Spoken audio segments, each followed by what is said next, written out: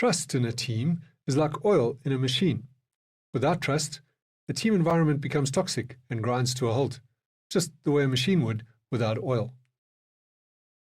As the leader, your most important function is to get your team working smoothly and effectively with as little friction as possible. And so, your most valuable leadership commodity is the oil that trust provides. I'm Bierbaum, and I help advancing leaders to make sense of the soft skills landscape, navigate uncertainty, and build high-performing teams. In this video, I'll show you how great leaders leverage trust between people to achieve high-performing teams. Let's get into it. When we talk about trust in this context, we're not talking about the trust that other people are capable of doing their jobs. That's taken for granted. We're also not talking only about people meeting their deadlines or honoring their commitments. We'd call that accountability. It's important and it needs some work, but it's not what we mean when it comes to trust. The kind of trust we're talking about is the kind where people trust one another to have each other's backs. That means for people to not talk about their teammates behind each other's backs, or to even think negatively about them without first addressing it directly with the person concerned. These days, it's important for teams to be innovative, produce quality outputs, and move fast. And the people in that team must be able to bring the best out of each other to achieve that. And that means being able to get the bad ideas out of the way when it comes to innovations, call each other out when it comes to quality, and challenge and push each other when it comes to both of those, and things like speed of execution, say. And that means that people must feel safe to bring their ideas, even the bad ones, and not have it count against them. Because how else do you get the bad ideas out of the way? Or how else do you get all the ideas on the table to be considered? And it also means that people must feel safe to make honest mistakes and not have it count against them. Because if it's not safe and people hide mistakes, those mistakes compound until everything breaks.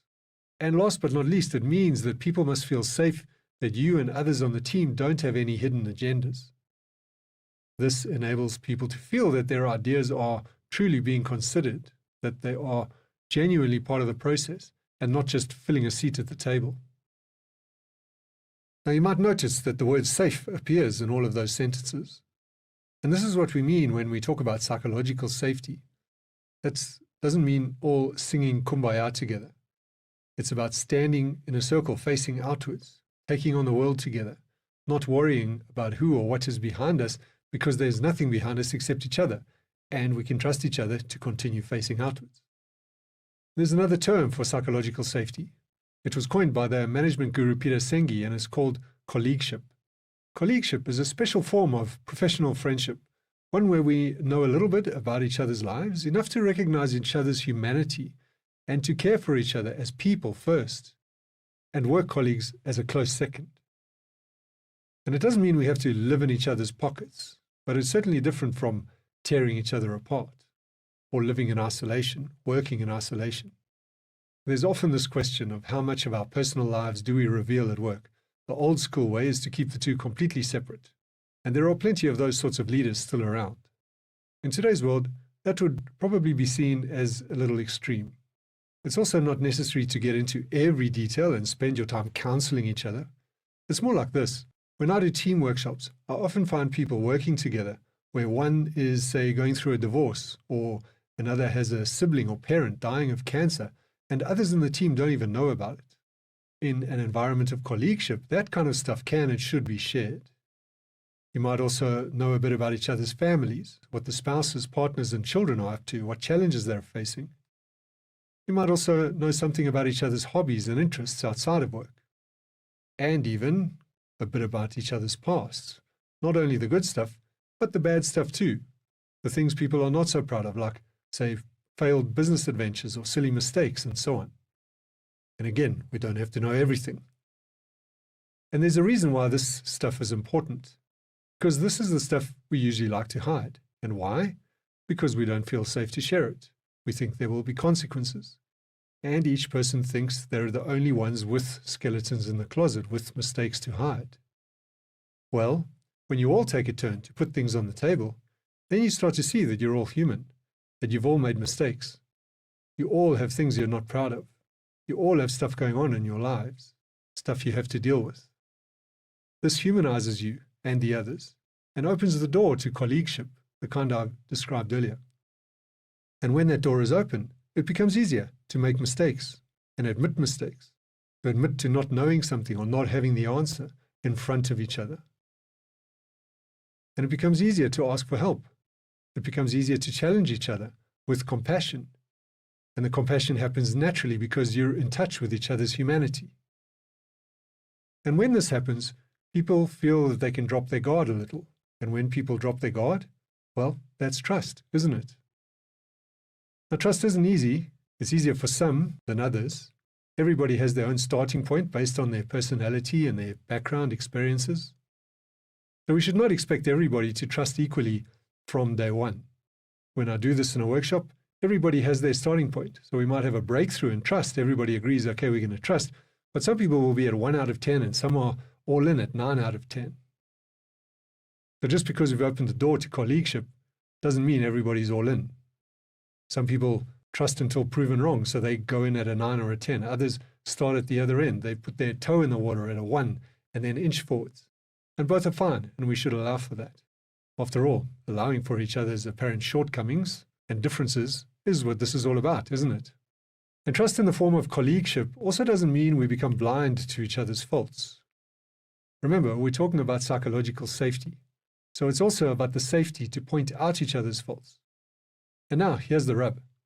You and most of the people in your team might not have the conversational skills to give that feedback and to make that challenge perfectly skillfully every time. So, what do we do? Until now, you might have just avoided it and let the problems pile up. Or when you have tried, people have taken it personally and it's caused rifts and factions. Maybe people defended themselves by saying, well, it's the way you pointed it out. It's the way you've said that. And that may be true. Something may have been said unskillfully. But we also have to allow for the fact that it's hard to give feedback. And we're usually not trained to do it. We learn medicine, engineering, accounting. We don't study feedback 101. So sometimes we use that argument, it's the way that you said it, too much as a defense against taking the feedback and accepting what it might mean for us. What I mean is, as much as we have the right to ask that people take care and are polite and kind and fair when they give feedback, we equally have to allow for people's limited skill in being able to do it. Another way to look at this is to ask, is there any other way of getting the point across other than communicating? Well, no, there isn't.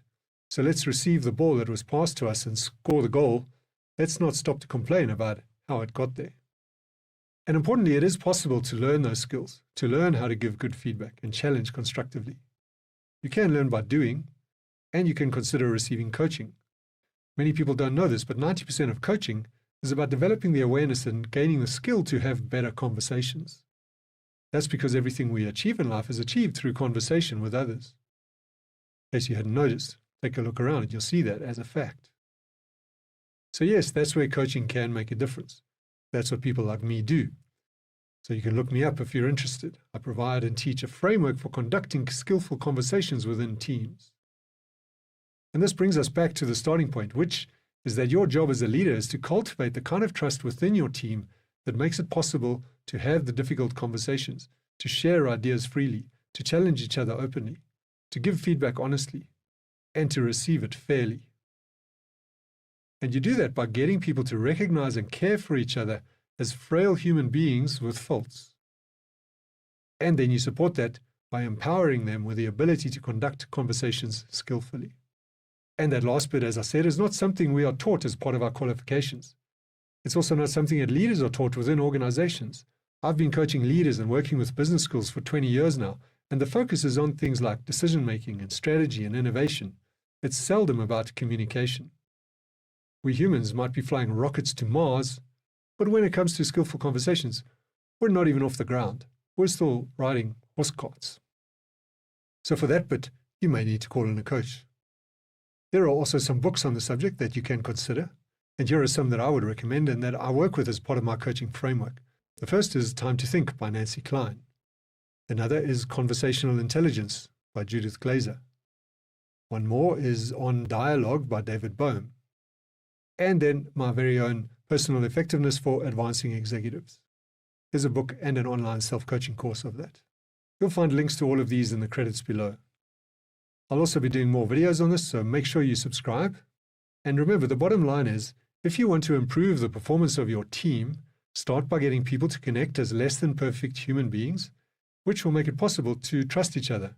And that in turn will reduce friction and get the wheels turning smoothly. And you'll support this by empowering yourself and your team with conversational skills. You're watching The Leadership Script, where you learn to embrace the leadership role and write your own script. Be sure to check out the other videos on this channel and let me know through the comments what leadership issues you're struggling with that you'd like me to address. Thank you, and remember, leadership is a role, and you write the script.